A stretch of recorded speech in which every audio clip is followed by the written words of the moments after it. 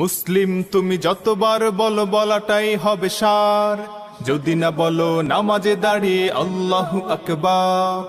মুসলিম তুমি যতবার বলো বলাটাই হবে সার, যদি না বলো নামাজে দাঁড়িয়ে আল্লাহু আকবার। আল্লাহু আকবার, আল্লাহু আকবার, আল্লাহু আকবার, আল্লাহু আকবার, আল্লাহু আকবার, আল্লাহু আকবার, আল্লাহু আকবার, আল্লাহু আকবার, আল্লাহু আকবার। আজকের এই সেমিনারে আসার পেছনে আমার একটা বিশেষ প্রেরণা কাজ করেছে।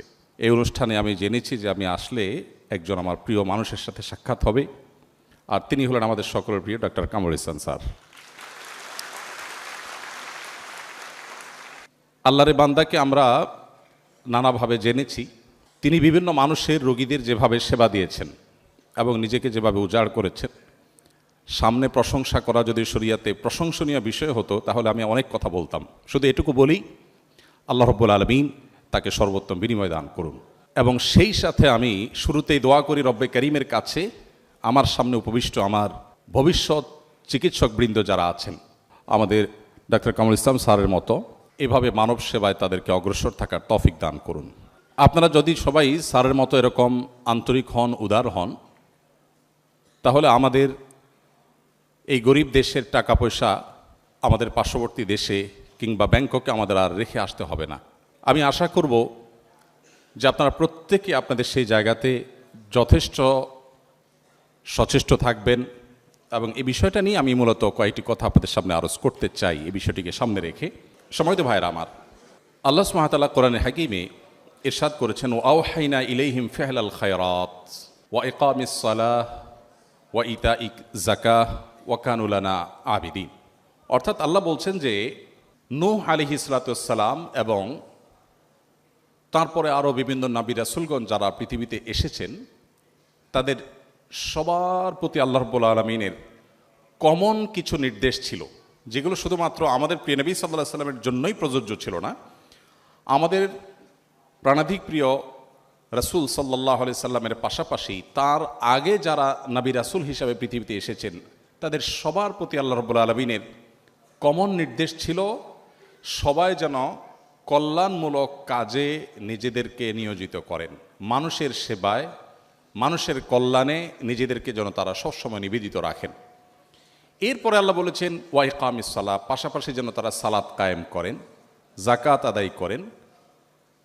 এই আয়াতে আমরা দেখতে পাচ্ছি আল্লাহ রাব্বুল আলামিন ফি'লুল খায়রাত বা বিভিন্ন ধরনের বিবিধ আইটেমের যে ভালো কাজ আছে, জনকল্যাণমূলক কাজ, জনসেবামূলক কাজ, মানুষের উপকার সাধন করা, এই কাজে যেন নবী রাসূলগণ নিজেদেরকে নিয়োজিত রাখেন, সেজন্য আল্লাহ তাদেরকে নির্দেশ করেছেন। এরপরে অবশ্য নামাজের কথা বলেছেন দ্বিতীয় পর্যায়ে এসে, তারপরে বলেছেন যাকাতের কথা। এই আয়াত পরিষ্কারভাবে আমাদেরকে ধারণা দেয়, আমরা যদি আল্লাহর প্রিয় বান্দা হতে চাই, আমরা যদি ভালো মুসলিম হতে চাই, তাহলে আমাদেরকে মানব দরদী হতে হবে, মানুষের কল্যাণে নিজেকে নিবেদিত করতে হবে। আল্লাহ রাব্বুল আলামিন কোরআনে কারিমে বলেছেন, কুনতুম খায়রা উম্মাতিন উখরিজাত লিন-নাস,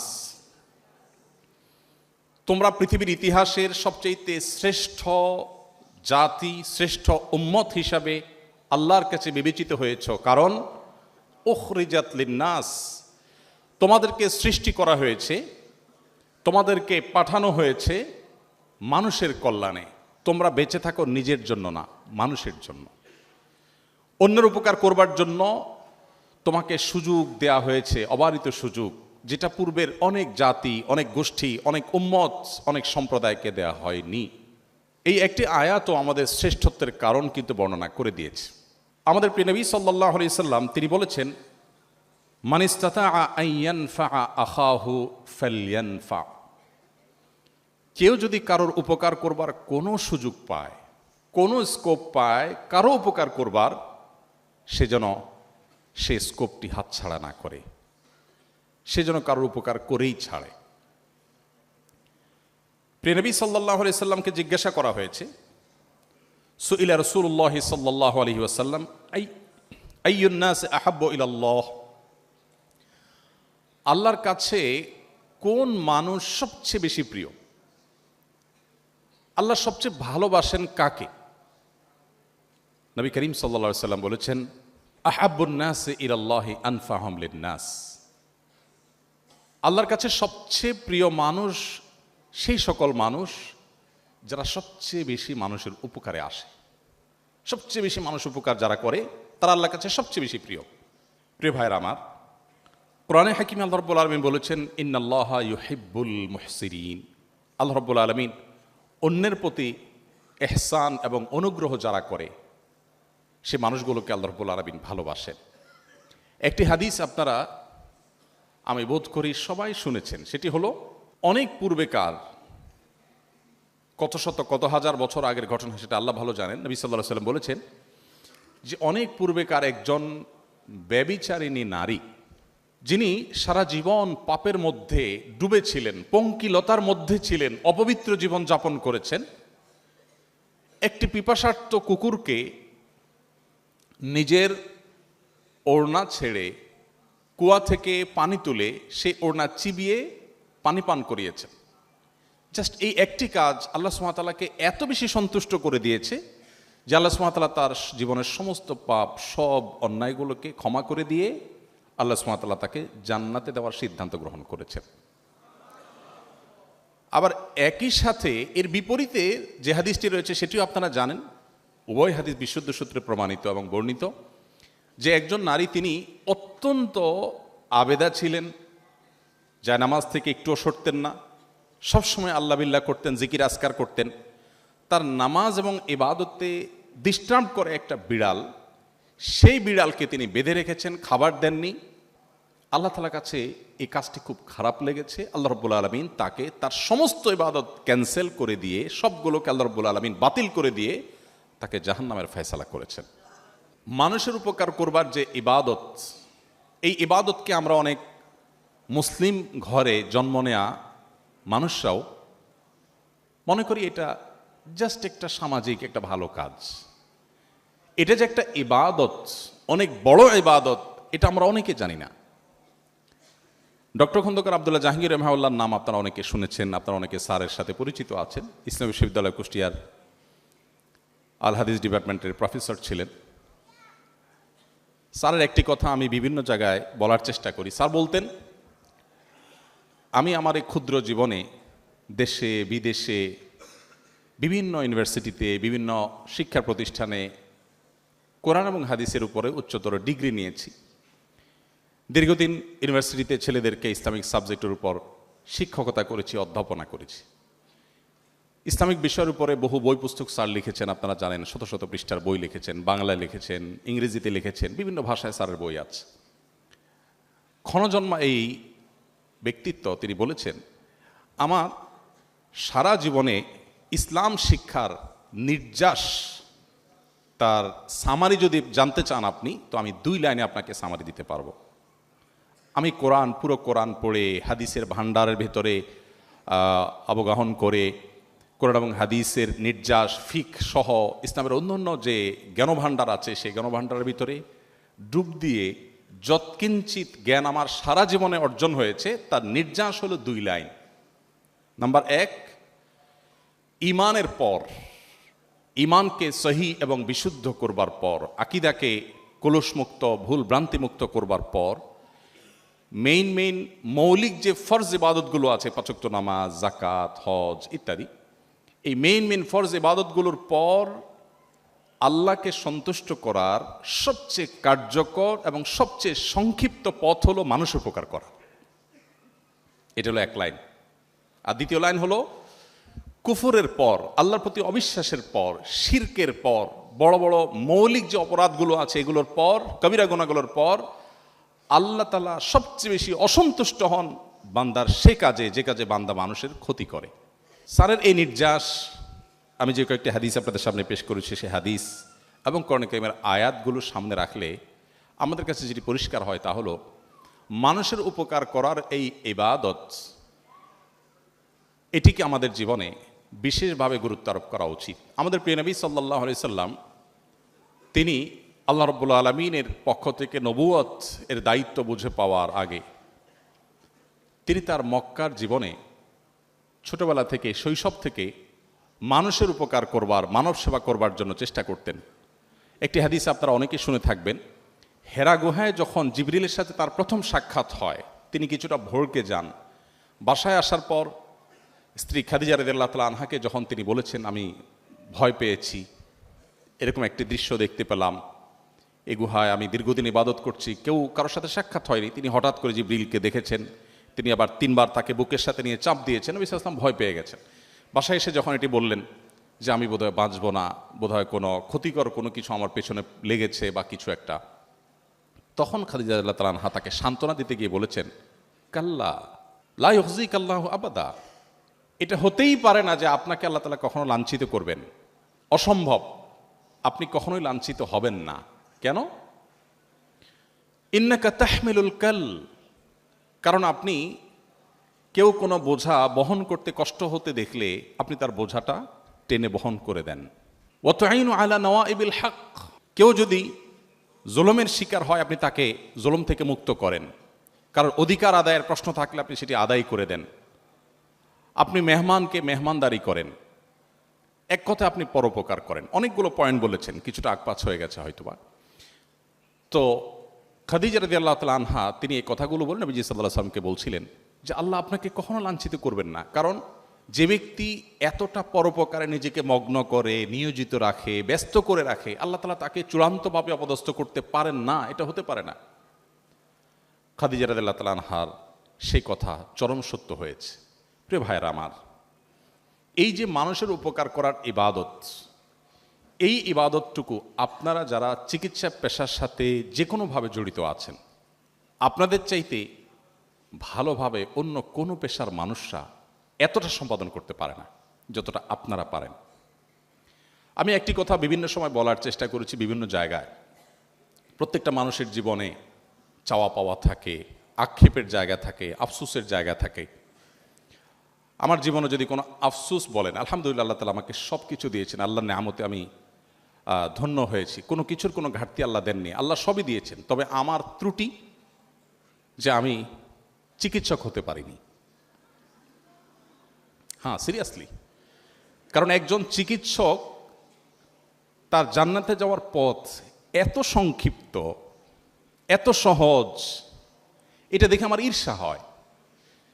এত মানুষ থাকতে কেন কামরুল ইসলাম স্যারকে আমার এত বেশি ভালো লাগে? কারণ চিকিৎসক হয়ে তিনি যে সহজে মানুষের হৃদয় জয় করেছেন, অন্য কোনো পথে মানুষের হৃদয় জয় করার, মানুষের দিলের নিংড়ানো দোয়া পাওয়ার পথ আমার অন্তত জানা নাই। আপনি মানুষকে লক্ষ লক্ষ টাকা দিয়ে দিতে পারেন, কোটি কোটি টাকা দিয়ে দিতে পারেন, কিন্তু একজন অসুস্থ মানুষ, একজন রোগীকে যদি আপনি আন্তরিকতা দিয়ে সেবা দেন, আপনার মনোযোগ দিয়ে, আপনার ভালোবাসা দিয়ে, আপনার ঐকান্তিকতা দিয়ে, আপনার প্রচেষ্টা দিয়ে যদি আপনি তাকে সেবা দিতে পারেন, এই লোকটার যে হৃদয় নিংড়ানো দোয়া আপনি পাবেন, এটি অনেক কাজ করে, অনেক ভালো কাজ করে, অন্য অনেকভাবে উপকার করে মানুষের দিল থেকে এইভাবে দোয়া আসলে পাওয়া সম্ভব নয়। আর এই কারণে আপনাদের প্রতি আমার উদাত্ত আহ্বান, যারা আমার প্রাণপ্রিয় শিক্ষার্থীবৃন্দ আছেন, আপনারা ভবিষ্যতে ইনশাআল্লাহ চিকিৎসক হয়ে পড়াশোনা শেষ করে আপনারা এদেশে চিকিৎসা সেবায় আপনাদের যে সেরাটা আছে সেটা আপনারা উপহার দিবেন ইনশাআল্লাহ। কিন্তু আমি আপনাদেরকে সুনির্দিষ্টভাবে আপনাদের ভাই হিসাবে কয়েকটি ছোট ছোট করে কয়েকটি আমার পক্ষ থেকে আবেদন আপনাদের সামনে পেশ করব। তার আগে আমি আমার এই চ্যাপ্টারটা আমি একটু ক্লোজ করতে চাই যে মানুষের উপকার করবার যে সুযোগ আপনাদের সামনে আছে জীবনের এই পর্যায়ে এসে, অর্থাৎ আপনারা যে যে পর্যায়ে আছেন স্টুডেন্ট হিসাবে, আপনাদের প্রতি আমার উদাত্ত আহ্বান থাকবে, আপনারা সিদ্ধান্ত নিয়ে নেন যে আমরা চিকিৎসা পেশাকে আমাদের নিজেদের উপায় উপার্জন হিসাবে গ্রহণ না করে এটাকে আমি সত্যিকার অর্থে আমার স্বপ্নের সেবা হিসাবে দেখব ইনশাআল্লাহ। চেষ্টা করা যাবে না ইনশাআল্লাহ? আমাদের এই দেশটি নানা কারণে আমরা পিছিয়ে আছি। আপনারা আমার চাইতে অনেক ভালো জানার কথা কি পরিমাণ টাকা আমাদের দেশ থেকে আমাদের পার্শ্ববর্তী দেশে মানুষ চিকিৎসার জন্য রেখে আসে। এই গরিব দেশের টাকা কি পরিমাণ রেখে আসে মানুষ থাইল্যান্ডের ব্যাংককে গিয়ে, অন্য জায়গায় গিয়ে। আমাদের দেশে অনেক সীমাবদ্ধতা আছে, আমি আপনাদের উপর দোষ আরোপ করছি না। আমি জানি আমাদের অনেক চিকিৎসকগণ সেবা দিতে চান, অনেক ক্ষেত্রে আমরা পিছিয়ে আছি, সেজন্য আমরা সেই সেবাগুলো আমাদের রোগীদেরকে আমরা দিতে পারি না। কিন্তু কিছু জিনিস আপনারা চাইলেই করতে পারেন এবং খুব সহজে আপনারা রোগীদের মন জয় করতে পারেন, এবং সেটা করতে পারা উচিত আপনাদের। কারণ মানুষ সবচেয়ে কষ্টের সময় আপনাদের কাছে আসে, আর আমার মতো হুজুরদের কাছেও মানুষ কষ্টের সময় আসে। আমি একটা কথা প্রায় বলি, আমাদের দেশে ব্যবসায়ী এবং রাজনীতিবিদরা, আমার দীর্ঘদিন ধর্মীয় কাজ করার যে অভিজ্ঞতা আছে তার আলোকে আমি দেখেছি, বিভিন্ন সময় আমাদের কাছে তারা আসেন। অনেক তরুণ আমার কাছে সিভি নিয়ে আসে, ভাই আপনার কাছে অনেক ব্যবসায়ীর নম্বর আছে, অনেককে আপনি চিনেন, পরিচয় আছে, একটু সিভিটা দিন ভাই, যেন চাকরি দিয়ে দেন, বেকার আছে।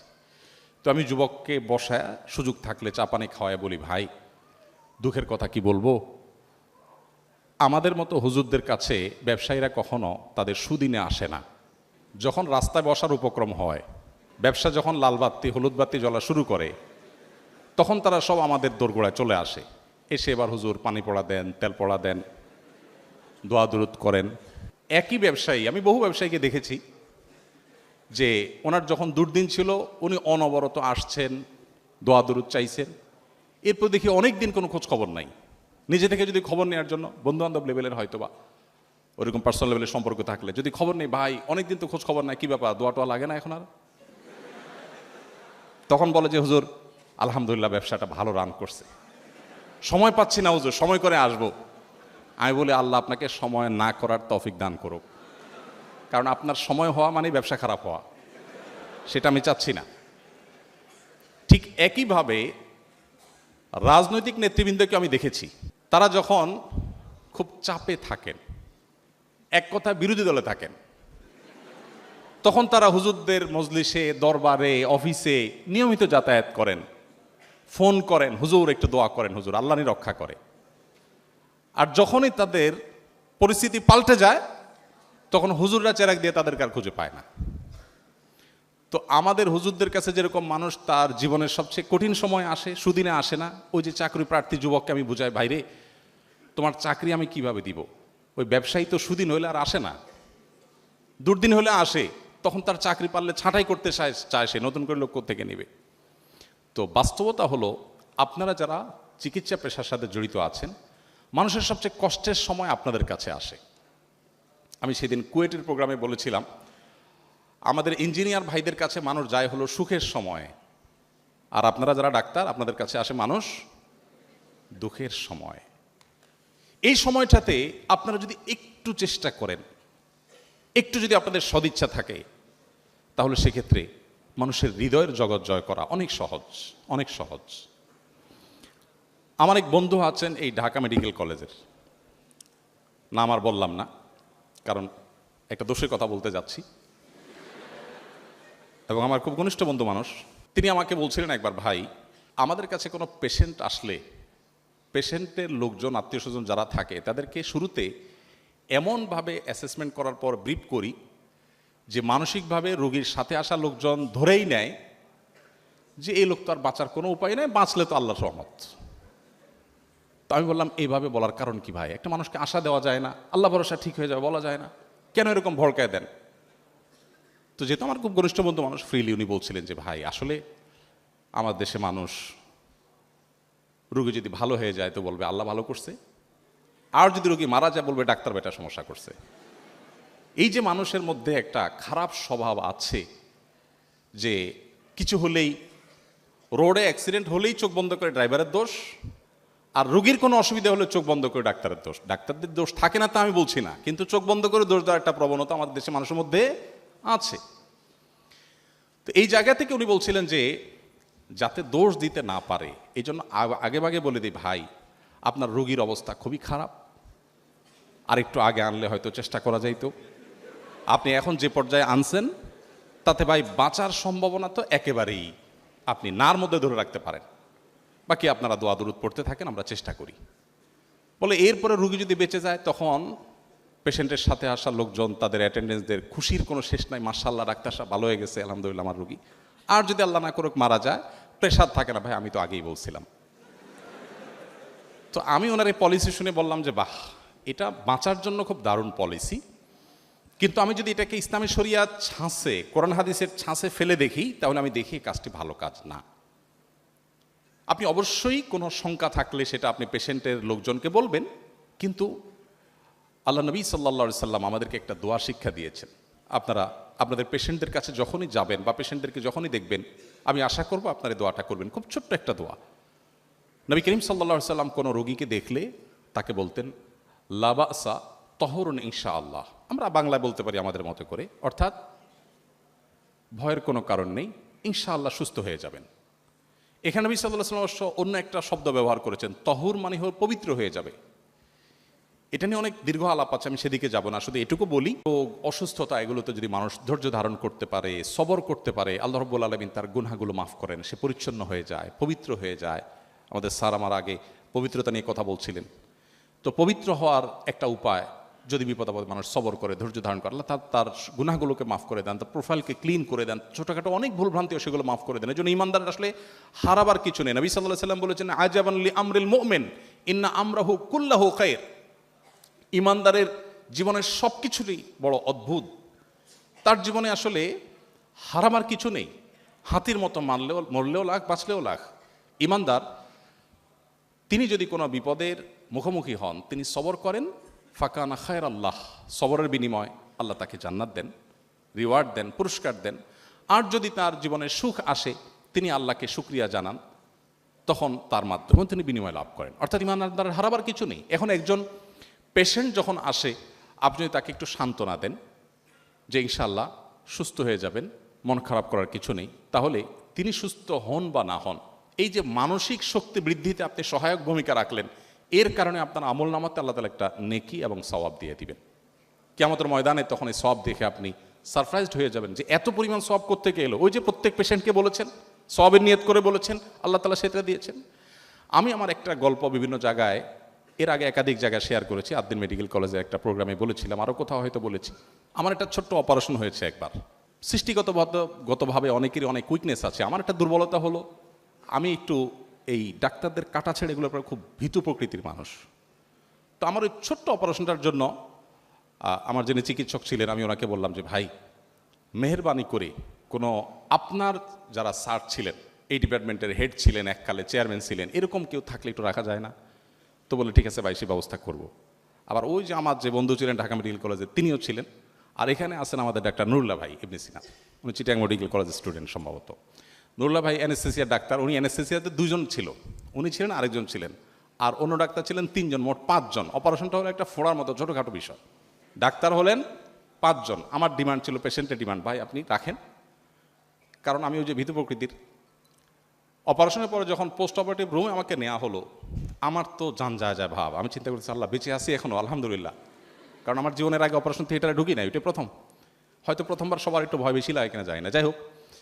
এখন পোস্ট অপারেটিভ রুমে আমাকে যখন রাখা হয়েছে, আমার ফ্যামিলি ক্যাবিনে অপেক্ষা করছে, এদিকে আমি চিন্তা করছি আল্লাহ, অনেকে শুনেছি যে পোস্ট অপারেটিভ রুম থেকেই মারা যায়, না জানি কখন মালাকুল মউত আসে। আমি কালিমা টালিমা পড়ছি, খুব প্রস্তুতি নিচ্ছি। আসলে ছোট অপারেশনটা হয়েও গেছে, বাট আমি চিন্তা করছি যে না জানি কি হয়, খুব ভয় পাচ্ছি।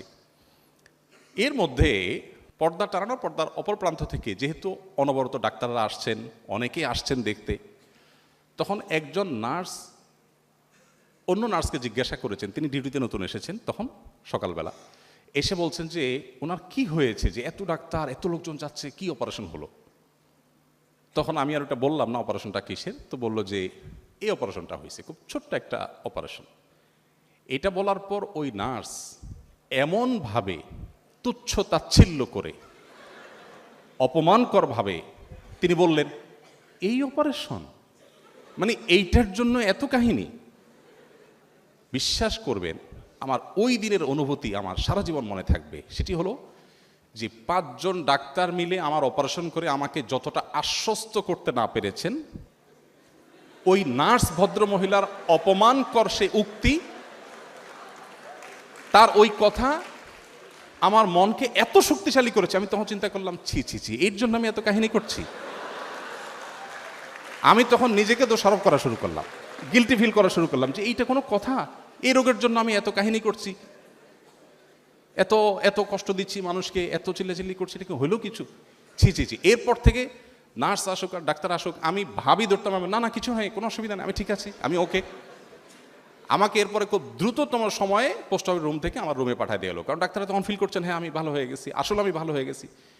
তো এই যে একজন নার্সের একটা শব্দের একটা উক্তি, যে এইটা বাহ্যিকভাবে আমি একটু অপমান বোধ করেছি যে এটা কোনো কথা, আমার এই রোগটাকে তিনি কোনো রোগী মনে করলেন না, কোনো পাত্তাই দিলেন না, আমি একটু অপমান বোধ করেছি। কিন্তু পরক্ষণে চিন্তা করলাম এটা তো পজিটিভ কথা, আমার রোগটা কোনো রোগী না, কোনো অপারেশনই না। এই একটি কথা যদি আমাকে এর পরিমাণ আস্থা এনে দিতে পারে, এতটা আমাকে সাহসী করে দিতে পারে, তাহলে এবার আপনারা নিশ্চয়ই আপনাদের চেয়ার থেকে, আমি আমার পেশেন্টের জায়গা থেকে আমি আমার কথা বলেছি, আপনি আপনার ডক্টরের চেম্বার থেকে, আপনি আপনার চেয়ার থেকে একটু আপনি ভাবুন যে আমরা যারা রোগী হয়ে আপনাদের কাছে যাই, আপনারা যদি একটু সান্ত্বনা দেন, একটু যদি অভয় দেন, একটু যদি সাহস যোগান, তাহলে অর্ধেক ট্রিটমেন্ট অনেক ক্ষেত্রে আপনাদের সেই আচরণ থেকেই হয়ে যাবে। কিন্তু দুর্ভাগ্য, ওই যে আমার বন্ধু যেটা বলেছে, অনেক ডক্টর আছেন যে আসার পরে হাইকোর্ট সুপ্রিম কোর্ট সব দেখানো রোগীকে শেষ হয়ে যায়, রোগী তো আগেই গলা শুকায় যায় যে আমি তো তাহলে শেষ, বাঁচলে সেটা অতিরিক্ত। যাই হোক, তো আমার এই বক্তব্যের নির্যাস হলো, আমরা আজকে যেই মহানবী হজরত মোহাম্মদ সাল্লাল্লাহু আলাইহি সাল্লামের সিরাত আলোচনা করার জন্য এখানে সমবেত হয়েছি, তিনি সবসময় মানুষ উপকার করতেন, আর এই উপকার করবার অনেক বড় সুযোগ আপনাদের হাতে আছে। আমি আশা করব আপনারা সেই সুযোগকে হাতছাড়া করবেন না, এবং সেই সুযোগকে আপনারা সম্পূর্ণরূপে 16 আনা আদায় করে নেবেন, এবং আপনাদের জান্নাতের পথকে আপনারা সুগম করবেন। আল্লাহ তাআলা আপনাদের সবাইকে সে তৌফিক দান করুন। সময়ত ভাইয়েরা, আপনারা যারা মেডিকেল কলেজের স্টুডেন্ট, আপনাদের প্রতি আমার বলেছিলাম ছোট ছোট করে, খুব সামান্য কয়েক মিনিটের মধ্যে আমি কয়েকটি নিবেদন আপনাদের কাছে রাখতে চাই। সর্বপ্রথম যে বিষয়টি বলতে চাই তা হলো, একজন মুসলমানের সন্তান হিসাবে ইসলামের বেসিক বিষয়গুলো জানা আমাদের উপরে ফরজ। এই ফরজটা আমাদের অনেকের আদায় হয় নাই। আমরা অনেকে এখানে সেই সকাল থেকে এই পর্যন্ত সিরাত সেমিনারে আছি, অনেকে ঘণ্টাব্যাপী বক্তব্য শুনছি, কিন্তু দুঃখজনক হলেও সত্য যে একজন মুসলিম হিসাবে যা না জানলে নয়, এরকম মৌলিক ফরজ বিষয়গুলো পর্যন্ত আমরা অনেকে জানিনি, শিখিনি। আমরা ছোটবেলায় হয়তো কেউ মক্তবে পড়েছি বা হুজুরের কাছে কোরআনটা শিখেছি, আমরা মনে করেছি এটাই বোধহয় ইসলাম শিক্ষা। আমাদের জাতীয় কারিকুলামে, আমাদের পাঠ্যক্রমে ধর্মীয় শিক্ষাকে সেভাবে গুরুত্ব না দেওয়ার কারণে আমরা অনেকে ব্যক্তিগত পর্যায়ে বা পারিবারিক উদ্যোগে ইসলাম শিখতে হয়, আমাদের ইসলাম শেখাটা পূর্ণাঙ্গতা পায় না। আমি আপনাদেরকে আজকে বলতে চাই, আপনাদের অবসর সময়ে আপনারা জীবনে একবারের জন্য হলেও পুরা কোরআনে কারীম শুরু থেকে শেষ পর্যন্ত বুঝে অর্থসহ একবার করে পড়বেন। আর প্রিয় নবী সাল্লাল্লাহু আলাইহি সাল্লামের জীবনী, যে কোনো একটা জীবনী, তার জন্ম থেকে মৃত্যু পর্যন্ত পুরো জীবনীটাকে আপনি একবার করে পড়বেন। সেই সাথে কোনো একটা নির্বাচিত হাদিস গ্রন্থ আপনার কাছে থাকতে পারে। আমি ডক্টর আব্দুল্লাহ জাহাঙ্গীর রহমার কথা বলেছি, স্যারের রাহে বেলায়েত বইটি ইসলামকে বোঝার জন্য অসাধারণ একটি বই। এই বইটি আপনার পাঠ্যতালিকায় থাকতে পারে, আরও অনেক ভালো বই আছে। আমি মৌলিকভাবে কোরআনে কারীম এবং সিরাত গ্রন্থটা যেন আপনি পড়ে শেষ করেন, এরপর ইসলামের একদম বেসিক বিষয়গুলো জানার জন্য আপনি চেষ্টা করুন। আজকাল অনলাইনে অনেক কোর্স অফার করা হয়। আপনারা জানেন, আপনাদের এই পেশার একজন মানুষ কিন্তু ডাক্তার জাকির নায়েক, আপনাদের পেশার একজন মানুষ, অর্থাৎ আপনাদের দলের লোক। তিনি আপনাদের হয়ে আল্লাহর অনুগ্রহে যে পরিমাণ দ্বীনের সেবা করে গেছেন, যত মানুষকে আলোর পথ দেখিয়েছেন। আমি আমার জীবনে বহু মানুষ দেখেছি, মুসলমানের সন্তান, ইসলাম নিয়ে তার সংশয় ছিল, পেশায় ডাক্তার, চক্ষু বিশেষজ্ঞ। আমার আরেক বন্ধু, তিনি আমাকে নিজে বলেছেন, ভাই মুসলমানের সন্তান ছিলাম, কিন্তু নানা কারণে ইসলামের অনেক বিষয় আমার সংশয় ছিল। অনেক হুজুরদেরকে জিজ্ঞাসা করেছি, বাট হুজুরদের উত্তরে আমি স্যাটিসফাইড হই নাই। হঠাৎ করে দেখলাম যে টেলিভিশনে স্ক্রল করতে করতে দেখি যে এক ভদ্রলোক একদম আপনার প্যান্ট কোট পরা, আবার দেখলাম নামের সাথে ডাক্তার, দেখে চিন্তা করলাম আমার জাতি ভাই। তখন একটু মনোযোগ দিয়ে শুনলাম, শুনে দেখি বাহ, একই প্রশ্নের উত্তর উনি দিচ্ছেন, বাট আমি অনেক স্যাটিসফাইড হয়ে যাচ্ছিলাম। যাই হোক, এরপরে তিনি আস্তে আস্তে অগ্রসর হতে লাগলেন। এখন মাশাআল্লাহ দ্বীনের এমন একটা পর্যায়ে চলে গেছেন আমার সে ভাই, যে তাকে দেখে আমার রীতিমতো ঈর্ষা হয় যে তার মতো আমল করতে পারতাম। ভাইরা আমার, আপনারা আপনাদের এই পেশাগত যে দায়িত্ব, যে কাজ, যে ব্যস্ততা, এগুলোর ফাঁক দিয়েও চাইলে দ্বীনের বেসিক বিষয়গুলো আপনারা শিখে ফেলতে পারেন। আপনারা একটু আগে আমাদের শ্রদ্ধেয় কামরুল স্যারের বক্তব্যে শুনছিলেন যে স্যার স্মার্টফোন ব্যবহার করেন না, বাটন ফোন ব্যবহার করেন। মাশাআল্লাহ, অসাধারণ। যদিও এই যুগে শুধু বাটন ফোন ব্যবহার করা মানুষ পাওয়া সোনার হরিণ হয়ে গেছে, তো স্মার্টফোন আমাদের যে পরিমাণ সময় কিল করে, অপচয় করে, অপ্রয়োজনীয় সময় আমাদের খেয়ে ফেলে, শুধু ওই সময় থেকে সামান্য একটু সময় বের করলে আপনি ইসলামের বেসিক বিষয়গুলো জানতে পারবেন। ইসলামকে যদি আপনি জানেন, বিশেষ করে নবী সাল্লাল্লাহু আলাইহি সাল্লামের সিরাত, এটা জানার জন্য আজকে সেমিনার করা যথেষ্ট নয়। আমি আপনাদেরকে আহ্বান করব, আপনি একটি সিরাত গ্রন্থ আপনার জীবনে, সেটা হতে পারে রাহিকুল মাখতুম, সেটা হতে পারে নবী রহমত, সেটা হতে পারে যে কোনো ভালো অথেন্টিক সিরাত গ্রন্থ, ডক্টর আলী সাল্লাবির যে সিরাত গ্রন্থ সেটা পড়তে পারেন, আর অনেকগুলো আছে। সৈয়দ সুলাইমান নাদবী তার একটা ঐতিহাসিক সিরাত গ্রন্থ আছে, বাংলা অনুবাদ নামটা আমি ভুলে গেছি। তো এইগুলোর কোনো একটা যদি আপনার পাঠ্য তালিকায় থাকে, আর সম্ভব হলে একাধিক যদি হয়, আপনি পুরো সিরাত গ্রন্থটা শুরু থেকে শেষ পর্যন্ত পড়েন। আমি আপনাকে আল্লাহর উপর ভরসা করে দায়িত্ব নিয়ে বলতে পারি, আপনি ইসলামটাকে ভেতর থেকে অনুভব করবেন। আপনার কাছে বোঝা মনে হবে না, আপনার কাছে নামাজ পড়াটা বোঝা মনে হবে না, আপনার কাছে ভালো লাগা কাজ করবে। আপনি ইসলামটাকে বুঝে আদায় করলে যে স্বাদ, যে তৃপ্তি, সে অবর্ণীয় তৃপ্তি পাবেন। আপনার ইমানের মিটার তরতর করে অনেক উপরে উঠে যাবে। কারণ আমি একটি কথা প্রায় বলি, আজও এক অন্য ধর্মাবলম্বী ভাই ইসলাম গ্রহণ করেছেন, তিনি এফিডেভিট কমপ্লিট করেছেন, অফিসিয়াল সব কাজ শেষ করেছেন, এরপর আমার এখানে কালিমা শাহাদা পাঠ করতে এসেছেন। আমি প্রত্যেক মুসলিমকে জিজ্ঞাসা করি, যারা আমার হাতে দেশে দেশের বাইরে ইসলাম গ্রহণ করে, আমি জিজ্ঞেস করি, ভাই কি দেখে আপনি ইসলামে আসছেন? সাধারণত আমরা মুসলমানদের যে অবস্থা, আমাদের আচার আচরণ, আমাদের কাজ কারবার, আমাদের ভেজাল, আমাদের দুর্নীতি, আমাদের অপকর্ম, আমাদের গুনাহে লিপ্ততা, এগুলো এত বেশি হয়ে গেছে যে আমাদের কাজকাম দেখে অন্য ধর্মের কেউ ইসলামের প্রতি আকৃষ্ট হওয়ার কোনো কারণ থাকতে পারে না। তো আমি সেজন্য কৌতূহল হয়ে জিজ্ঞেস করি, ভাই আপনি ইসলামে আসছেন যে আসলে ঘটনা কি? বেশিরভাগ মানুষের উত্তর হলো, হয় তিনি কখনো কোরআনের সংস্পর্শে এসেছেন, কোরআনের কোনো অংশ বুঝে পড়ার সুযোগ হয়েছে তার জীবনে, অথবা আমাদের প্রিয় নবী সাল্লাল্লাহু আলাইহি সাল্লামের জীবনী গ্রন্থ তাকে প্রভাবিত করেছে। ফ্রান্সের একজন পলিটিশিয়ান এক সময় 2010-11 এই সময়ে, আমি যখন সৌদি আরবে ছিলাম প্রবাসী বাংলাদেশিদের সেবায়, সৌদি আরবের ইসলামিক অ্যাফেয়ার্স মিনিস্ট্রির অধীনে কাজ করতাম, তখন আমার মনে আছে যে ফ্রান্সের একজন পলিটিশিয়ান, তিনি প্রচণ্ড মুসলিম বিদ্বেষী ছিলেন। তার বিরুদ্ধে আমি নিজে সোশ্যাল মিডিয়াতে অনেক অ্যাক্টিভিজম করেছি, লেখালেখি করেছি। অনেক দিন পর, মনে হয় বছরখানেক আগে, নৌবাহিনীর একজন সাবেক কর্মকর্তা আমাদের অফিসে এসেছেন, আমার সাথে ভালো পরিচয় আছে। তিনি প্রসঙ্গত বলছিলেন, ভাই এই ভিডিওটা দেখেন তো। আমি দেখেছি ওই ভদ্রলোক, তার ফেসটা আমার মনে আছে, সেই ভদ্রলোক দেখি লেকচার দিচ্ছে ইসলামের ব্যাপারে, এবং বলছেন যে কেউ যদি ইসলামের ব্যাপারে ভেতর থেকে স্যাটিসফাইড হতে চায়, এই যে জন্মসূত্রে মুসলমান হয়ে ইসলামকে সেভাবে ফিল করে না, জাস্ট বাবা মা মুসলমান, সে মুসলমান হয়েছে, সে যদি সত্যিকারের মুসলমান হতে চায়, যে ইসলামটা সে প্রতি মুহূর্তে পরিতৃপ্তির সাথে অনুভব করবে, সে যদি সেই ইসলাম চায়, তো সে মাস্ট প্রফেট মুহাম্মদ সাল্লাল্লাহু আলাইহি সাল্লামকে তাকে জানতে হবে।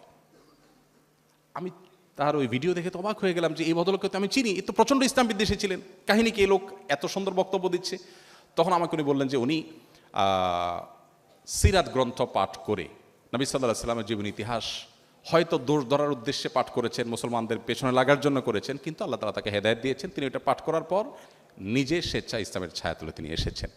ভাইরা আমার, প্রিয় নবী সাল্লাল্লাহু আলাইহি সাল্লামের জীবদ্দশায় যত মানুষ ইসলাম গ্রহণ করেছে, সেই ওমর রাদিয়াল্লাহু তাআলা আনহু থেকে নিয়ে, ওমর রাদিয়াল্লাহু তাআলা আনহু এসেছিলেন রাসূলুল্লাহ সাল্লাল্লাহু আলাইহি ওয়াসাল্লামকে হত্যা করার জন্য, খুন করবার জন্য, দায়িত্বপ্রাপ্ত হয়ে এসেছেন, কিন্তু এসে নবী সাল্লাল্লাহু আলাইহি ওয়াসাল্লামের কাছে ইসলাম গ্রহণ করে তারপর ফিরে গেছেন। অসংখ্য ব্যক্তিত্ব পাবেন আপনি, যারা শুধুমাত্র নবী সাল্লাল্লাহু আলাইহি ওয়াসাল্লামের ব্যক্তিত্বে মুগ্ধ হয়ে ইসলাম গ্রহণ করেছেন। কেন আপনি একটি সিরাত গ্রন্থ পড়া উচিত মুসলমানের সন্তান হিসাবে আপনার জীবনে, এ বিষয়ে অনেক কথা আমাকে বলতে হবে, আমার হাতে সময় নেই। আমি শুধুমাত্র একটি কথা বলে আমি শেষ করবো এই অংশটা। সেটা হলো, যে মানুষটির পৃথিবীতে আগমনের, পৃথিবীর আলো দেখবার আগেই বিপদ মাথায় করে এসেছেন, পৃথিবীর আলো দেখবার পরপরই মমতাময়ী মাকেও হারিয়েছেন। কৈশোরে যখন তার একমাত্র অভিভাবক দাদা আব্দুল মুত্তালেব, কোরাইশের নেতা, কৈশোর পার হতে না হতে দাদা আব্দুল মুত্তালেবকে আল্লাহ নিয়ে গেছেন, তিনিও মারা গেছেন। একের পর এক পায়ের নিচে থেকে মাটিগুলো সরে যাচ্ছে। এরপরে তার জীবনের সবচেয়ে দুঃসময় যখন এসে পৌঁছেছে, সবচেয়ে কঠিন সময়, তার ঘরে থেকে তাকে যিনি সাহস দিতেন, অভয় দিতেন, তিনি ছিলেন তার স্ত্রী খাদিজা রাদিয়াল্লাহু তাআলা আনহা। আর বাহির থেকে যিনি তাকে প্রোটেক্ট করতেন, তিনি ছিলেন আবু তালেব, তার চাচা। একই বছর দুজনকে আল্লাহ নিয়ে গেলেন, পায়ের নিচ থেকে মাটি সব সরে যাচ্ছে। এরপর শুরু হলো নির্যাতনের স্টিম রোলার। কতভাবে একটা মানুষকে অপমানিত করা যায়। তার মতো এত সম্মানিত মানুষ, মক্কার মুশরিকরা সম্মিলিতভাবে যারা তাকে সবচেয়ে বড় অ্যাওয়ার্ড দিয়ে আল আমিন উপাধিতে ভূষিত করেছে, সেই মানুষগুলো তার মুখের উপর থুতু নিক্ষেপ করেছে। তিনি যখন সেজদায় চলে গেছেন, ওটের নাড়ি বুড়ি এনে তার পিঠের উপরে রেখে দিয়েছে। তাকে ফিজিক্যালি অ্যাটাক করা হয়েছে, রক্তাক্ত করা হয়েছে, হেন কোনো অপমান নাই যেটা তাকে করা হয়নি। 3টি বছর তার সাথে অবরোধ করা হয়েছে। কি অবরোধ? আজকের মোড়ল রাষ্ট্রগুলো যেরকম অবরোধ করে সেরকম না, সে অবরোধ ছিল অনেক ভয়ঙ্কর অবরোধ। সে 3 বছরের অবরোধে মক্কার কোনো মানুষ তার সাথে, তার অনুসারীদের সাথে কথা পর্যন্ত বলতো না, কেউ কোনো লেনদেন করতো না। সেই যুগে অল্প কয়েকজন মানুষ মক্কায় বসবাস করে। সেই সমাজে যখন সবাই কয়েকজন মানুষের সাথে এরকম সম্পর্ক ছিন্ন করে, তখন তাদের জীবন কি হয় সেটা বলার অপেক্ষা রাখে না। এত কঠিন সময় পার করার পর যখন মক্কায় থাকা গেল না কোনোভাবে, তিনি হিজরত করে আল্লাহর নির্দেশে মদিনায় যেতে লাগলেন। সেই হিজরতটাও তাকে করতে শান্তিমতো দেওয়া হলো না। রাতের অন্ধকারে তাকে আত্মগোপন করে যেতে হলো। যেতে গিয়ে আবার গারে সৌরে আশ্রয় নিতে হলো। সেখানে তাকে ধাওয়া করা হলো, সেখান থেকে ধরে এনে তাকে হত্যা করার ষড়যন্ত্র করা হলো। এর আগে তাকে বারবার হত্যা করতে চেষ্টা করা হলো। তার মেয়েদের উপরে টর্চার করা হলো। তার অনুসারীদেরকে জ্বলন্ত চুলার উপরে, কয়লার উপরে রেখে যেরকম মাছ ভাজি করে মানুষ, মাছ পুড়ে খায় মানুষ, ঠিক সেভাবে এক একজন অনুসারীকে আরবের যে গরম, মিডল ইস্টের যে গরম, যারা গিয়েছেন তারা জানেন, চামড়া পুড়ে যাওয়া গরম, সেই গরমে উত্তপ্ত পাথরের উপরে সাহাবীদেরকে শুইয়ে, খালি শরীরে শুইয়ে তাদের বুকের উপরে আবার ভারী এবং ওইরকম আগুনের মতো গরম পাথর দিয়ে তাদেরকে চাপা দিয়ে রাখা হতো। চামড়া গলে পাথর ঠান্ডা হয়ে যেত। ভাইরা আমার, এত নির্মম নির্যাতনের পর যখন মদিনায় আসলেন একটু শান্তিতে থাকবেন, মদিনায় মানুষজন বললেন যে আপনারা কষ্ট করার দরকার না, আপনি আমাদের এখানে চলে আসলে আমরা আপনাকে ওয়েলকাম করব। তিনি গেলেন তাদের কথায়, সেখানেও তাকে শান্তিতে থাকতে দেওয়া হলো না। একটার পর একটা যুদ্ধ চাপিয়ে দেওয়া হয়েছে, কখনো বদর, কখনো ওহুদ, কখনো খন্দক, কখনো তাবুক। একটি রাতের জন্য তাকে শান্তিতে ঘুমোতে দেওয়া হয়নি। যার জীবনে এত বাধা, এত বিপত্তি, এত ষড়যন্ত্র, এত জুলুম, এত নির্যাতন, আমি প্রায় বলি পৃথিবীর ইতিহাসে মুহাম্মদ সাল্লাল্লাহু সাল্লামের চাইতে বেশি দুঃখী কোনো মানুষ ছিল না। সবচেয়ে বেশি কষ্ট যিনি করেছেন, দুনিয়াতে এসেছেন দুঃখ মাথায় করে, যাওয়া পর্যন্ত দুঃখে ছিলেন। ইন্টারেস্টিং বিষয় হলো, এত দুঃখ যার জীবনে, তার তো বেঁচে থাকাটাই বেশি। সেখানে শুধু তিনি বেঁচে থাকেন নাই, তিনি তার মিশন ইসলামকে মদিনায় হিজরতের পর মাত্র 10 বছরে গোটা পৃথিবীর প্রান্তে প্রান্তরে পৌঁছে দিয়েছেন। তার মিশনকে তিনি সাকসেস করেছেন। পৃথিবীর সবচেয়ে কষ্টে নিপতিত মানুষটি যদি সবচেয়ে স্বল্পতম সময়ে সাকসেসের সর্বোচ্চ চূড়ায় যেতে পারে, সেই মানুষটির জীবনের সিক্রেটসটা কি ছিল, তার সাফল্যের গল্পগাথা কি ছিল, তার সে জীবনে কি আমাদের জানা প্রয়োজন নয়? মুসলিম তো বটেই, সত্যানুসন্ধানে অন্য ধর্মাবলম্বী ভাইদেরকেও তো আমি আহ্বান করব যে এরকম একজন মানুষ যার জীবনটা একটা মিরাকল, যে এত বিপদের মধ্যে আপনারা পড়াশোনা শেষ করে, ডাক্তারি পড়া শেষ করে আপনারা চাকরি বাকরিতে ঢুকে 10 বছর সময় তো আপনার জীবন গোছানোর জন্য যথেষ্ট হয় না। 10 বছরে তো আপনি একটা ভালো চেয়ারে যেতেও পারেন না। সেখানে মুহাম্মদ সাল্লাল্লাহু আলাইহি সাল্লাম 10 বছরে নিজের জীবনের ক্যারিয়ার নয়, নিজের পরিবারের অর্থনৈতিক অবস্থা নয়, শুধুমাত্র মক্কা মদিনার মানুষ নয়, গোটা বিশ্বের পট পরিবর্তন করে দিয়ে গেছেন। কি ছিল তার জীবনে, কিভাবে করেছেন, এই জানার কৌতূহল প্রত্যেকটা সত্যানুসন্ধানে মানুষের মধ্যে থাকা দরকার। আমি আমার জীবনে কোন সিরাত গ্রন্থ 8 বার 10 বার পাঠ করেছি, শুরু থেকে শেষ পর্যন্ত। আমি কোনো বই খুব বেশি পড়তে অভ্যস্ত না, কিন্তু সিরাতের গ্রন্থ পেলে আমি না পড়ে পারি না, এবং শুরু থেকে শেষ পর্যন্ত বারবার পড়তে থাকি। প্রত্যেকবার নতুন নতুন বিষয় আমার মধ্যে উদ্ভাসিত হয়, আমার ঈমানকে বৃদ্ধি করে। এই জন্য আমি আপনাদেরকে আহ্বান করতে চাই যে আপনাদের শিক্ষা জীবনের ফাঁকে ফাঁকে একবার হলেও নবীজিকে জানার জন্য একটি সিরাত গ্রন্থ কমপ্লিট শুরু থেকে শেষ পর্যন্ত পড়ার চেষ্টা করবেন। কোরআনে কারিমের শুরু থেকে শেষ পর্যন্ত একটু একটু করে প্রতিদিন আপনি পড়ে এটাকে শেষ করবেন। এই দুটি কাজ যদি আপনি করেন, তাহলে আপনি মুসলিম বাই চান্সের জায়গা থেকে মুসলিম বাই চয়েস হতে পারবেন ইনশাআল্লাহ। আমি উদাত্ত আহ্বান আপনাদের প্রতি রাখলাম। নাম্বার 2, আপনাদের উদ্দেশ্যগুলোকে এখন থেকে একটু আপনারা মডিফাই করে নেবেন। অর্থাৎ আপনি আপনার এই পেশাটাকে আপনার নিজের কিংবা পরিবারের অর্থনৈতিক উন্নতির মাধ্যম হিসাবে বিবেচনা না করে মানুষের সেবা করে আল্লাহকে সন্তুষ্ট করার সবচেয়ে চূড়ান্ত যে সুযোগ আছে সেই সুযোগ হিসাবে আপনি নেবেন। আপনি এটাকে ধরেই নেবেন, আমি ইবাদত করার উদ্দেশ্যে ডাক্তার হচ্ছি, আমি চিকিৎসক হচ্ছি, যে আমার পেশেন্টকে উপকার করে আমি আল্লাহর কাছ থেকে রিওয়ার্ড আশা করব। তাহলে আপনার চাকুরি, আপনার পেশেন্টকে দেখে আপনি ফি নেওয়া, এই সবগুলোর পাশাপাশি আপনার নিয়তটা যদি হয় যে আমি আল্লাহকে সন্তুষ্ট করতে চাই, আল্লাহর কাছে রিওয়ার্ড আশা করি, তাহলে এই নিয়তের কারণে শুধুমাত্র আপনার পুরা জীবনটাই নেকামলে পরিপূর্ণ হয়ে যাবে। এবং আমি যেটা বলছিলাম যে অন্য অনেক পেশার মানুষজন এত বেশি মানুষের দোয়া পেতে পারে না আপনি যতটা পেতে পারেন, একটা সুন্দর মুচকি হাসির মাধ্যমে, একটা সুন্দর আচরণের মাধ্যমে, একটু আপনার আন্তরিকতার মাধ্যমে। আমি জানি আপনারা যারা এই পেশার সাথে জড়িত আছেন, আমরা এদেশের মানুষ, আমার মতো সাধারণ রোগী যারা, আমরা অনেকেই বেবুঝা রোগী। ওই যে আমার সামান্য একটা বিষয়ের জন্য 5 জন ডাক্তারকে একত্র করে ফেলেছি, আমরা একটু বেবুঝাই থাকি। আমরা পেশেন্ট যারা আছি আপনাদেরকে অনেক বিরক্ত করি, আমরা এক জিনিস 5 বার জিজ্ঞাসা করি। ওই যে একটা প্রসিদ্ধ চুটকি আছে না, যে কোন ডাক্তার বলেছেন যে ভাই পেশেন্টকে বলে দিয়েছেন রাতে আপনার রুটি খেতে হবে।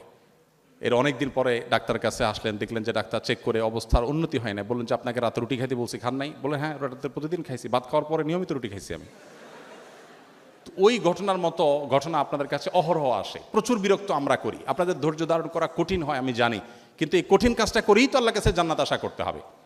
আমি দেশের বাইরের একজন চিকিৎসকের কাছে একবার কোনো একটা রোগে গেছিলাম, যাওয়ার পরে আমি দেখলাম একটু নতুন অভিজ্ঞতা হলো আমার।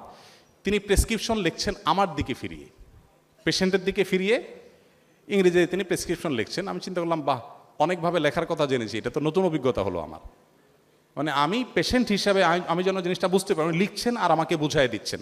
লেখার পরও বুঝাই দিতে পারতেন, বাট তিনি এটা চেষ্টা করছেন। এবং তার যে কসরতটা আমার খুব ভালো লাগে কাজ করলো, যে আমি তার পেশেন্ট হিসাবে আমার বোঝার সুবিধার্থে আমাকে দেখিয়ে দেখিয়ে তিনি লিখছেন উল্টা দিক থেকে। নিশ্চয়ই এটা আত্মস্থ করতে তার অনেক কষ্ট করতে হয়েছে, কিন্তু তিনি সেই কাজটা করেছেন। তো আমরা যদি চাই আমাদের পেশেন্টদের যে তাদের অধৈর্য, তাদের অনেক আচরণ যেটা আপনাদেরকে কষ্ট দেয় ডাক্তার হিসাবে, আমি জানি আপনাদের বিরক্তির কারণ হয়, একই কথা বারবার জিজ্ঞেস করে, কিন্তু ওই যে স্যার যে কথাটা বলেছেন, ওই জায়গায় যদি আপনি নিজেকে কল্পনা করেন, আপনি যদি পেশেন্ট হতেন, তাহলে সেক্ষেত্রে হয়তো তার মতো না হলেও আপনি অনেক বেশি ব্যাকুল থাকতেন, পেরেশান থাকতেন, অস্থির থাকতেন। আপনি বারবার জিজ্ঞাসা করতেন, ভয় থাকে ডাক্তার সাহেব ঠিক বলেছেন তো, আবার জিজ্ঞাসা করে যে ভুল বলেন নাই তো। তো এই জায়গাগুলোতে আপনাদের ধৈর্যের পরাকাষ্ঠা প্রদর্শন করতে হবে। আমি আপনাদেরকে অনুরোধ করব যে আপনারা পেশেন্ট যখন আসবে একটু মুস্কি হাসি দিয়ে তাদের সাথে কথা বলবেন এবং নিয়ত রাখবেন যে আমি এটা ইবাদত করছি, এটা আমার পেশাগত দায়িত্ব পালন করছি না। তাহলে সেক্ষেত্রে আপনার দ্বারা রোগী যেমন উপকৃত হবে, আপনার এই কাজটা ইবাদত হবে। নাম্বার 3, তাহলে দ্বিতীয়ত বলেছিলাম হলো নিয়তকে চেঞ্জ করা, যে আমি এটা আমার নিজের ভাগ্য পরিবর্তন বলি যেটাকে আমরা, আমার অর্থনৈতিক উন্নয়ন, এটার জন্য আমি পড়াশোনা করছি না, আমি পড়াশোনা করছি আমি এর মাধ্যমে মানুষকে সেবা দেব। নাম্বার 3, রোগীদের যখন দেখবেন তখন আপনারা সর্বোচ্চ কেয়ার করার চেষ্টা করবেন। দেখেন আমাদের নবী সাল্লাল্লাহু আলাইহি ওয়াসাল্লাম একটা আখলাক ছিল, আমরা যাকে নিয়ে আলোচনা করছি তার একটা উন্নত চরিত্র ছিল। তিনি যখন কারোর দিকে কথা বলতেন, কারোর সাথে কথা বলতেন, তখন তার দিকে পরিপূর্ণ ফিরে কথা বলতেন। যে আমি যখন স্যারের সাথে কথা বলছি তখন তার দিকে ফুল মুখ করে কথা বলতেন। তিনি এভাবে ঘাড় ফিরিয়ে কারোর দিকে কথা বলতেন না। আমাদের দেশে তো এটা তো একটা ট্র্যাডিশন হয়ে গেছে, মানুষ যখন বড় চেয়ারে চলে যায়, আল্লাহ যখন একটা পর্যায়ে নিয়ে যায়, তখন আশপাশে মানুষের সাথে এইভাবে ফিরে কথা বলাটাকে তার জন্য অপমান মনে করে, ঘাড় অর্ধেক ঘুরিয়ে কথা বলার, এটা অহংকারী মানুষের আলামত। প্রিয় নবী সাল্লাল্লাহু আলাইহি ওয়াসাল্লাম কখনো সেটা করতেন না। আমাদের প্রিয় নবী সাল্লাল্লাহু আলাইহি ওয়াসাল্লামের এই আখলাকটা যদি আপনাদের মধ্যে ধারণ করতে পারেন, পেশেন্টের সাথে যখন কথা বলবেন আন্তরিকতা দিয়ে। অনেক ডাক্তার প্রেসক্রিপশন লেখেন, রোগী ঢোকার পরপরই প্রেসক্রিপশন লেখা শুরু হয়ে যায়। আপনি হয়তো রোগীর নাম লিখছেন, এইজ লিখছেন, রোগী কিন্তু এসব বুঝবে না। রোগী চিন্তা করবে, হায় হায় ডাক্তার সাহেব আমি ঢোকার আগে লেখা শুরু করে দিল। আপনার প্রতি তার অবক্তিটা সেখান থেকে শুরু হয়ে যাবে। আপনি যদি সেখান থেকে একটু সিরিয়াসনেসের সাথে, আন্তরিকতার সাথে তার কথা শুনেন, মনোযোগ দিয়ে শুনেন। আমার মা এবং খালা দুজনই গত পরশুদিন এক ডাক্তারের কাছে গেলেন এক জায়গায়। তো আসার পর আমি তাদেরকে নিয়ে বসলাম যে তারা কি বলছেন, কি বললেন ডাক্তার সাহেব। তারা বললেন খুব খুশি বাবা, ডাক্তার সাহেব অনেক মনোযোগ দিয়ে কথা শুনছেন। ডাক্তাররা আপনারা শুধু রুগীদের কথা শুনলে রুগীরা অর্ধেক খুশি। আমাদের ওয়াজ শুনে মানুষ এত খুশি হয় না, আপনাদের কথা শুনলে মানুষ যতটা তৃপ্তি অনুভব করে। কিন্তু আপনারা অনেকে আছেন, আমি সবাইকে ব্লেম করব না, অনেকে আছেন কথা শুনতে রাজি না। হ্যাঁ ভাই বুঝছি তো, এক কথা এতবার বলতেছেন কেন, আপনি বসেন আমি লিখতেছি। তো আপনার এই আচরণ পরে চিন্তা করেন, না ডাক্তার সাহেবের মেজাজ খারাপ আছে, আজকে বাসায় কিছু হয়েছে, আল্লাহ জানে কোন মেডিসিন দিয়ে দেয়, আমার কপালে দুর্গতি আছে কিনা। পেশেন্টের ওই যে অভক্তি শুরু হয়ে যায়, এরপরে ওষুধ খেলে তার আসলে তার ওই ভক্তি নাই, যার কারণে তার রোগ অনেক সময় সারে না। এই জন্য আমি আপনাদেরকে বলবো, প্লিজ আপনারা যখন রোগীদেরকে সেবা দিবেন সর্বোচ্চ মনোযোগ দিবেন। সর্বোচ্চ মনোযোগ দিয়ে কথা বলা সুন্নাহ। আপনি যখন কারোর সাথে কথা বলবেন পূর্ণ মনোযোগ দিয়ে কথা বলাটা সুন্নাহ। সো আপনি যতটুকু বলেন, অল্প বলেন, আমি বলছি না যে আপনি আধা ঘন্টা 1 ঘন্টা করে প্রত্যেক রোগীকে দেন, যতটুকু দেন ততটুকু পরিপূর্ণ মনোযোগের সাথে দেন, ধৈর্য ধারণ করে শুনেন। অনেক ডাক্তার আমাদের দেশে আছেন, তাদের এই উদাহরণ আমাদের কাছে আছে, তারা চমৎকার আচরণ করেন রোগীদের সাথে। আমি আশা করবো আপনারা সেটা করবেন। নাম্বার 4, আপনারা যথাসম্ভব মেডিকেল ফিকহের উপর অনেক কোর্স আছে অনলাইনে। আমি এটার উপর অনেক দীর্ঘ আলোচনা করতে পারতাম, সময় আমাদের হাতে নাই, অবশ্য সব কিছু আমার জানাও নাই। মেডিকেল ফিকহের উপরে যে কোর্সগুলো আছে অনলাইনে, এগুলোর উপর আপনারা ছোট্ট করে কোনো কোর্স করে নেবেন, কারণ আপনারা আপনাদের এই পেশাগত দায়িত্ব পালন করতে গিয়ে শরিয়ার অনেক মাসআলার মুখোমুখি হন, যেগুলো আধুনিক বিষয় আশয় হওয়ার কারণে গতানুগতিক অনেক সাধারণ মাসলা বই পুস্তকে পাবেন না। পৃথিবীর ইতিহাসে যত মনীষী গত হয়েছেন, প্রত্যেকে যার যার পেশার সংশ্লিষ্ট বিষয়গুলো তারা রপ্ত করে আল্লাহ তাআলার প্রিয় বান্দা এবং ভালো মুসলিম হয়েছে। আমি আশা করব আপনারা মেডিকেল রিলেটেড ফিক বা মাসাইল বিষয়গুলোকে আলাদা করে আপনারা শিখবেন। আপনারা যদি চান তাহলে আজকে যেরকম সিরাজ সেমিনার হয়েছে, মেডিকেল ফিকের উপর একটা সেমিনার হতে পারে, এর জন্য এক্সপার্ট যারা তারা আসবেন। তখন আপনারা যদি চান সেরকম হতে পারে, এত বড় আসরে না হলো, ছোট্ট করে হলো, সেটা হতে পারে। তাহলে সেক্ষেত্রে অনেক জিনিস কিন্তু আপনাদের জানার আছে, যেগুলোর সাথে হালাল হারামের সম্পর্ক আছে। আমি একটু আগে আইটি সেক্টরের যারা আমাদের দেশের জায়ান্ট আছেন তাদের একটা প্রোগ্রাম ছিল কৃষিবিদ ইনস্টিটিউট, সেখানে বলে আসছিলাম একই কথা, যে তাদের রিলেটেড বিষয়গুলো আছে। ইসলামটা হলো যে আমার রিলেটেড বিষয়গুলো আমাকে জানা। আপনি ডাক্তার হিসাবে যে মাসালা আপনার জানা ফরজ, আমার উপরে সেটা জানা ফরজ না, কারণ আপনার পেশাগত দায়িত্ব পালন করতে গিয়ে সেটা জানতে হয়। সেটা জানার জন্য আপনাদেরকে আমি অনুরোধ করলাম। নাম্বার 5, আমি যেটা বলছিলাম, একটু মুচকি হাসি দিয়ে সুন্দর আচরণ করে রোগীদেরকে আপনারা ওয়েলকাম করবেন। আপনারা যদি রোগীদেরকে সুন্দর একটু মুচকি হাসি দিয়ে কথা বলেন, তাহলে রোগীরা অনেক ভালো ফিল করবেন। এটা অনেক ডাক্তারদের মধ্যে আছে, সেটা আপনারা করবেন ইনশাআল্লাহ, আমি আশা করব। সেটা আমি রিপিট করছি না। 6 নম্বর হলো, যখন রোগী দেখবেন, রোগী দেখা কিন্তু একটা ইবাদত, আপনারা অনেকে জানেন। নবী করিম সাল্লাল্লাহু আলাইহি ওয়াসাল্লাম বলেছেন, একজন মুসলমান অন্য মুসলমানের কাছে 6টা পাওনা আছে, অধিকার আছে। এই 6টা পাওনার ভিতরে একটা হলো, কোনো মুসলমান যখন অসুস্থ হবে তখন তাকে শুশ্রূষা দিতে হবে। তার শুশ্রূষা করা, রোগীকে দেখতে যাওয়া, এটা একটা ইবাদত। আপনি যখন আপনার রোগীদের দেখার জন্য রাউন্ডে যাবেন, আপনি যদি নিয়ত করেন, আমি এটা শুধু ডাক্তারদের বলছি না, আমাদের নার্স বোনদেরকে, নার্স ভাইদেরকে বলছি যারা আছেন, যে পেশা আছেন, আপনি পেশেন্টের রুমে যাচ্ছেন, যাওয়ার সময় একটু থমকে দাঁড়িয়ে নিয়ত করে নেন যে আমি রুগী দেখার যে ইবাদত, যে সওয়াব, সে নিয়তে আমি যাচ্ছি। এটা নিয়ত করে যদি আপনি যান, তাহলে আপনার যাওয়াটা একটা ইবাদত হয়ে যাবে ইনশাআল্লাহ। এবং ওখানে যাওয়ার পর আপনি দেখবেন আপনি মোটিভেটেড হয়ে গেছেন ভিতর থেকে, যে আপনি রুগীকে বিশেষভাবে আন্তরিকতার সাথে দেখছেন, কারণ ওই যে আপনি তো আল্লাহর জন্য এসেছেন, আল্লাহর কাছে রিওয়ার্ড পেতে এসেছেন। এই জন্য আপনার মধ্যে একটা বিশেষ প্রেরণা আপনি অনুভব করবেন। এই জন্য যখনই রুগীদেরকে দেখবেন, রুগী দেখার যে সওয়াব, সেটার আশা করে, সেই সুন্নাহর আশা করে আপনারা করবেন। সর্বশেষ যেটি বলবো, আপনারা ডাক্তাররা অনেক নসিহত করলে, অনেক উপদেশ দিলে সাধারণ মানুষ যতটা শুনবে, ওই একই বিষয়ে আমাদের মতো টিপিক্যাল হুজুরদের কথা কিন্তু মানুষ শুনবে না, আপনাদের কথা যতটা শুনবে। যেমন আপনি যদি বলে দেন সুন্নাহসম্মত লাইফস্টাইল মেনটেন করতে, আমরা জানি সুন্নাহসম্মত লাইফস্টাইল মেনটেন করলে অনেক রোগবালাই থেকে মানুষ বেঁচে যায়। আল্লাহ তাআলা আমাদেরকে সুস্থ রাখেন, আমাদের শরীরে ইমিউন সিস্টেম স্ট্রং হয়। নবী সাল্লাল্লাহু আলাইহি ওয়াসাল্লাম রাতে তাড়াতাড়ি ঘুমোতে বলেছেন। আমরা এখন রাত কয়টা বাজে এখন ওয়াজ করছি? আমি বারবার আয়োজকদেরকে বলেছি আমাকে যেন আগে দেওয়া হয়। অবশ্য আমি নিজে আসতে একটু দেরি হয়েছে, তারপর আবার দেরি হয়েছে। তো যাই হোক, এটা তো অনেক বেশি দেরি না, আমাদের দেশে মাহফিলগুলো তো রাত 12টা-1টা পর্যন্ত করে। এই জন্য মাহফিল থেকে আমি সরে এসেছি, মাহফিল প্ল্যাটফর্মে আর যাচ্ছিও না। যদিও অনেক ভাইরা আছেন সেখানে কাজ করছেন, কাজ করার দরকার আছে সেখানে, কিন্তু আস্তে আস্তে সেটাকে সংশোধন করতে হবে। থাকা, দেরিতে ঘুমানো, আমাদের দেশে মানুষের শুধু না, মুসলিম কান্ট্রিগুলোর দিকে তাকালে আমার খুব কষ্ট লাগে, মিডিল ইস্টের দিকে তাকালে তো আরও কষ্ট লাগে। সৌদি আরব সহ আমি 10 বছর সৌদি আরবে ছিলাম। মিডিল ইস্টের মানুষ রাত, তারা সারা রাত টোটো করে ঘুরে আর সকাল থেকে দুপুর পর্যন্ত ঘুমায়, বিশেষ করে রমজান মাসে। মার্কেট ঘুরবে আর দিনভর ঘুমাবে, আর অন্য সময় রাত 12টা-1টা পর্যন্ত অহেতুক ঘুরবে। আর আমাদের দেশেও 10টা-11টা পর্যন্ত মানুষ জেগে থাকে। আর যারা আপনারা বাইরে গেছেন, আপনারা অনেকে জানেন যে পৃথিবীর উন্নত দেশগুলো, সেটা আমেরিকা বলেন, সেটা ইউরোপ বলেন, সেটা জাপান বা পূর্বের এই উন্নত দেশগুলো বলেন, সবাই সন্ধ্যার পর শুয়ে যায়, সবাই সন্ধ্যার পর শুয়ে যায়। সন্ধ্যার পর শুয়ে গেলে জীবনে বরকত হয়। আমাদের জীবনে কেন বরকত নেই? আমরা মুসলমানরা কেন পিছিয়ে আছি? এর যদি 100টা কারণ থাকে, তার একটা কারণ হলো নবী সাল্লাল্লাহু আলাইহি সাল্লামের সুন্নাহ লাইফস্টাইল আমরা মেনটেন করি। আমরা সকালে ঘুমাই, নবীজি দোয়া করেছেন আল্লাহুম্মা বারিক লি উম্মতি ফি বুকুরিহা, আল্লাহ আমার উম্মতের জন্য সকালের সময়টাতে বরকত দান করেন। আমরা সকালে ঘুমাই থাকি, আর বিদেশিরা সকালে কাজে চলে যায়।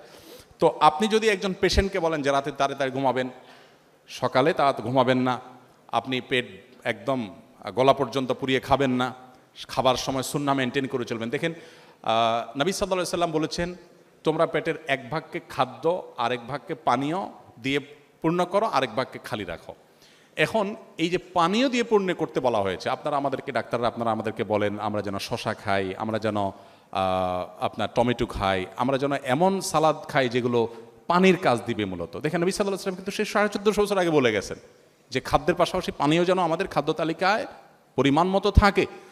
তো নবী সাল্লাল্লাহু আলাইহি ওয়াসাল্লাম কম খাওয়ার পরামর্শ দিয়েছেন, রোজা রাখার পরামর্শ দিয়েছেন, মাসে 3টা করে রোজা। এখন আপনারা ডাক্তাররা আমাদেরকে বলছেন ওয়াটার ফাস্টিং করো, হ্যাঁ কম কম খাও, বেশি খাওয়া যাবে না। এখন আমরা আগে হাদিসের কথা শুনেই আমল করতাম, এখন আর হাদিসের কথা শুনে আমল করার প্রেরণার প্রয়োজন হয় না। এখন ডাক্তারদের ভয়ে মানুষ খাওয়া ছেড়ে দিচ্ছে, আপনাদের মাসালার কারণে, আপনাদের ফতোয়ার কারণে আমরা খাওয়া ছেড়ে দিচ্ছি। তো আপনারা যদি সুন্নাহটাকে রিলেট করে ট্রিটমেন্ট করেন তখন রোগীর দুই দিক থেকে উপকার হয়ে যাবে ইনশাআল্লাহ। তো আমি আশা করব আপনারা সে কাজগুলো করবেন। আমি দুঃখ প্রকাশ করছি, কথা বলতে বলতে অনেক বেশি সময় বলে ফেলেছি, অনেক কথা বলে ফেলেছি। আমি সামারি করে দিচ্ছি। প্রথমত, একজন মুসলমান হিসাবে ইসলামের বেসিক বিষয়গুলো জানার জন্য একটু সময় বের করবেন ইনশাআল্লাহ, এটা আপনাদের উপরে ফরজ। প্রিয় নবী সাল্লাল্লাহু আলাইহি সাল্লামকে জানার চেষ্টা জীবনে একবার হলেও করবেন। দ্বিতীয়ত, আপনাদের নিয়ত বা উদ্দেশ্যটাকে পরিবর্তন করে নেবেন যে আপনাদের এই পেশাগত দায়িত্বটা পালন করবেন আল্লাহকে খুশি করার জন্য, আল্লাহর কাছ থেকে রিওয়ার্ড পাওয়ার আশায়। ওই যে মানুষ উপকার করে সবচেয়ে বেশি ইবাদত করা সম্ভব, আল্লাহর প্রিয়পাত্র হওয়া সম্ভব, সেই জায়গাটা যাওয়ার জন্য। তৃতীয়ত, যখনই রোগীদেরকে দেখবেন সর্বোচ্চ গুরুত্ব দিয়ে দেখবেন। 2 মিনিটই সময় দিলেন কিন্তু খুব আন্তরিকতার সাথে দেখলেন, খুব ভালোবাসার সাথে দেখলেন, সিরিয়াসনেসের সাথে দেখলেন, তার আস্থা অর্জন করলেন, তিনি যেন স্যাটিসফাইড হয়ে যান আপনার রুম থেকে যে হ্যাঁ আমাকে ডাক্তার সাহেব সময় দিয়েছেন, মনোযোগ দিয়েছেন। এটা কিন্তু গুরুত্বপূর্ণ একটা সুন্নাহ। আর মনোযোগ না দেওয়া এটা গুরুত্বপূর্ণ একটা খারাপ চরিত্র, যেটা অনেক সময় আমরা ব্যস্ততার কারণে ইগনোর করি মানুষকে। আমার দ্বারা অনেক সময় হয়ে যায়, আল্লাহ আমাকে মাফ করুক। নাম্বার 3, মেডিকেল রিলেটেড যে ফিক মাসাইলগুলো আছে সেগুলো শেখার জন্য একটু সময় বের করবেন। অনেকগুলো কোর্স ডেভেলপ করা আছে অনলাইনে, আপনারা দেখলেই পাবেন, আর অফলাইনেও চাইলে আপনারা আয়োজন করতে পারেন। আর 4 নম্বর হলো সুন্দর আচরণ এবং মুস্কি হাসি দিয়ে আপনারা মানুষকে ওয়েলকাম করবেন। 5 নম্বর হলো রোগীদেরকে যখন দেখতে যাবেন বা পেশেন্ট যখন দেখবেন তখন নিয়ত করে নেবেন যে রোগী দেখা একটা ইবাদত, আমি সেই ইবাদতটা সম্পাদন করছি, তখন এটি একটি ইবাদত হবে। আর সর্বশেষ এবং 7 নম্বর হলো রোগীদেরকে সুন্নাহ লাইফস্টাইল বিভিন্ন আমলের কথা আপনারা বলবেন। এই ওষুধটা ফজরের পরে খাবেন নাস্তা করে, এটা জোহরের পর নামাজ পড়ে তারপর দুপুরে খানা খেয়ে খাবেন, এটা এশার নামাজ পড়ে রাতের খানা খেয়ে খাবেন। কৌশলে আপনি নামাজের দাওয়াত দিয়ে দিলেন তাকে, এবং অন্যান্য যে দাওয়াগুলো আছে সেগুলো যদি আপনারা দিতে চান আপনারা অনেক ভালোভাবে দিতে পারেন। মানুষ হুজুরদের মুখ থেকে ইসলামের কথা শুনতে শুনতে ক্লান্ত, এখন চায় আপনাদের মতো ডাক্তাররা একটু উঠে আসুক। আপনারা উঠে আসলে তখন দেখা যাবে আমাদের মতো অনেক মৌলবীদের ভাত থাকবে না। তো আমরা চাই আমাদের ভাত না থাকুক, পোলাও থাকুক, আপনারা উঠে আসেন। আমি চাই আপনারা উঠে আসেন, আপনারা শিখে আসেন। আল্লাহ তাআলা আপনাদের সবাইকে দুনিয়া এবং আখিরাতে কল্যাণের মুখে কল্যাণের পথে থাকার তৌফিক দান করুন। আজকে যাকে নিয়ে আমরা আলোচনা করছি সেই প্রাণের নবী মুহাম্মদ সাল্লাল্লাহু আলাইহি সাল্লামকে আল্লাহ তাআলা আমাদের সবাইকে জানা, উপলব্ধি করা, তাকে ভালোবাসার তৌফিক আল্লাহ তাআলা আমাদের সবাইকে দান করুন। জাযাকুমুল্লাহু খায়রা।